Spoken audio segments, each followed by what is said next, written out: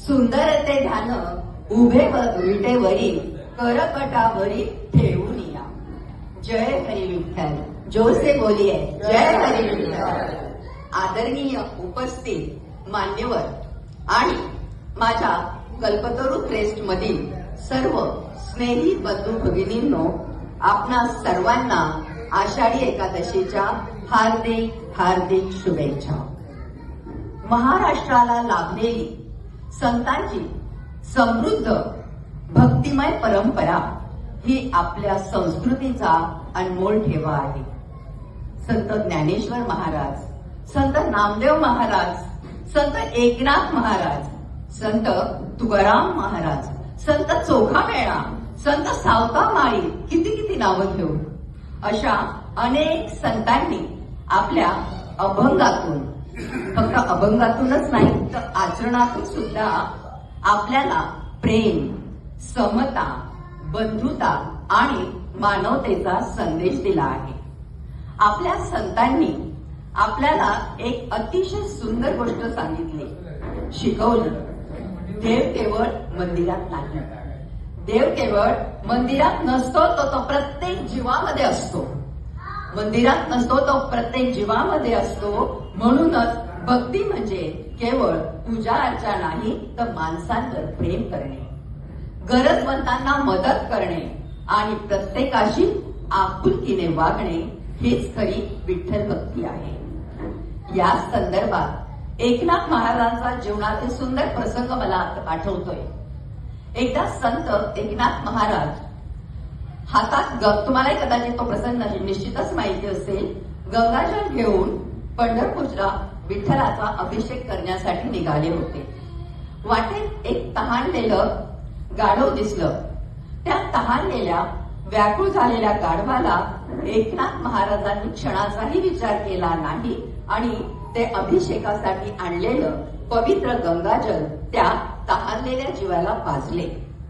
लोकांना कदाचित वाटले असेल हे गंगाजल तर विठ्ठलासाठी होते, पण संत एकनाथ महाराजांनी दाखवून दिले की जिथे दया आहे तिथं माणुसकी आहे आणि जिथे जीव मात्रांवर प्रेम आहे तेच खरे विठ्ठल आहे. देव शोधायला दूर जाण्याची गरज नाही, तो आपल्या प्रेमात, सेवेत आणि माणुसकीतच आहे. आषाढी एकादशी म्हणजे याच भक्ती परंपरेचा उत्सव, वारकऱ्यांच्या श्रद्धेचा उत्सव आणि आपल्या लाडक्या विठुरायाच्या नामस्मरणाचा उत्सव. पंढरीच्या वाटेवर चालणाऱ्या वारकऱ्यांच्या मुखी असतो विठ्ठलाचे नाव, हृदयात असतो विठुरायाचा ध्यास. आणि आपल्याला पंढरपूरला जाता आले नाही तरी आपल्या कल्पतरू क्रेस्ट मध्ये आपण भक्तीची ही छोटीशी पंढरी सजवली आहे, दिसते सर्वांना. आजच्या या पवित्र दिवशी भजन आणि अभंगाच्या माध्यमातून आपण सर्वजण विठ्ठलाच्या चरणी आपली भक्ती अर्पण करूया. काही क्षण संसाराच्या धावपळीपासून दूर जाऊया, मन शांत करूया आणि विठ्ठलाच्या नामस्मरणात तल्लीन होऊया. चला तर मग टाळ मृदुंगाच्या गजरात भक्तिभावाने म्हणूया, पुंडलिक वरदा श्री ज्ञानदेव. आणि आता आपल्या सर्वांच्या उपस्थितीत होत आहे आजचा सुंदर भक्तिमय भजनाचा कार्यक्रम, जे आपल्या सोसायटीतीलच मान्यवर आपल्या पुढे करणार आहेत. तर टाळ्यांच्या कडकडात आपण या सर्वांचं स्वागत करूया. जय हरी विठ्ठल. और अंत में बस इतना ही कहना चाहती हूँ, विठ्ठल को पाने के लिए पंढरपुर जाना जरूरी नहीं, किसी के आंसू पोंछ दीजिए, विठ्ठल वही मिल जाएंगे. किसी के भूखे को भोजन खिला दीजिए, विठ्ठल वही मिल जाएंगे. किसी दुखी को प्रेम से गले लगा लीजिए, विठ्ठल वही मिल जाएंगे.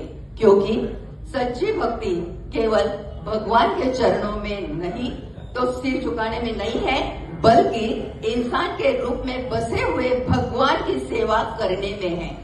आइए आज इस पावन आषाढ़ी एकादशी के दिन हम सब मिलकर संकल्प करें, हम अपने जीवन में प्रेम बांटेंगे, मानुसकी जपेंगे और जरूरतमंद में विठल का दर्शन करेंगे और फिर से पूरे प्रेम और श्रद्धा से कहेंगे, बोला पुंडलीक वरदा श्री ज्ञानदेव पंढरीनाथ महाराज की जय जय राम।